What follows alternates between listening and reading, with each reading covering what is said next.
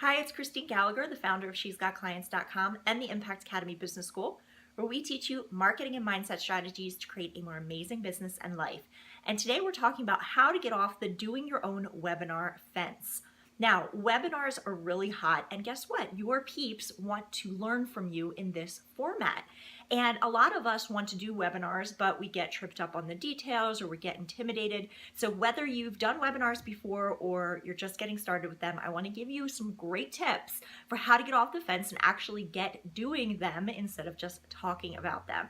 So the first thing you need to do to get your own webinar launched is to really get curious about your market.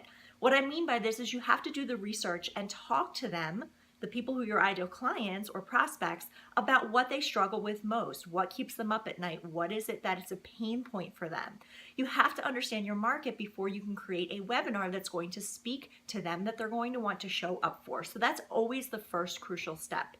Don't get stuck in analysis paralysis in this step, however. Make sure you get the information you need and move right on to the second piece, which is the meat of your webinar.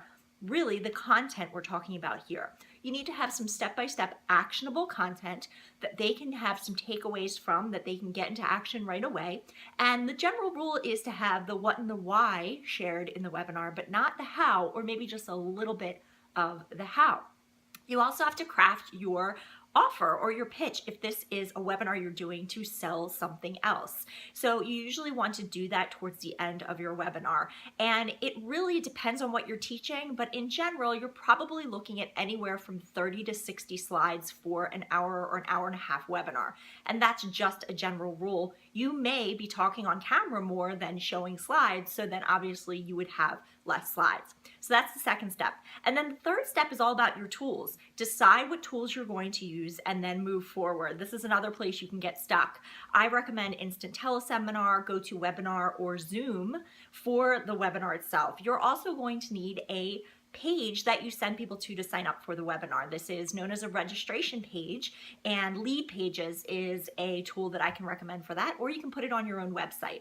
You also need a sales page if you're selling something on the webinar so that you can direct people to that page to find out more about what it is you're offering. And then you have the fourth step here, which is about practicing. I remember way back actually when I did my first teleseminar, I had a friend of mine practice with me. We had a run through. I was a little bit nervous about not knowing if people are on the line, can they hear me? So the best thing to do is get somebody that you know and trust to practice along with you. And then finally, the last piece is the marketing. You have to promote your webinar to get people there. Now, don't get discouraged if your first webinar or few are not highly attended. You're just getting into the game, you're getting used to it, and it's okay. Invite your friends, clients, colleagues to come. Make sure you spread the word in social media. If you have an email list, tell them, and create some great graphics and images that you can share online in order to drive people to that registration page for your webinar.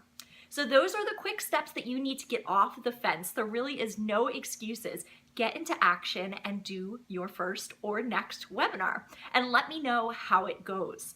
So this is Christine signing off for this week. I hope you enjoyed this video. If you did, share it with your friends. And if you're not getting these videos already, please go to She'sGotClients.com/subscribe so you don't miss any more. All right, I'll see you on our next video.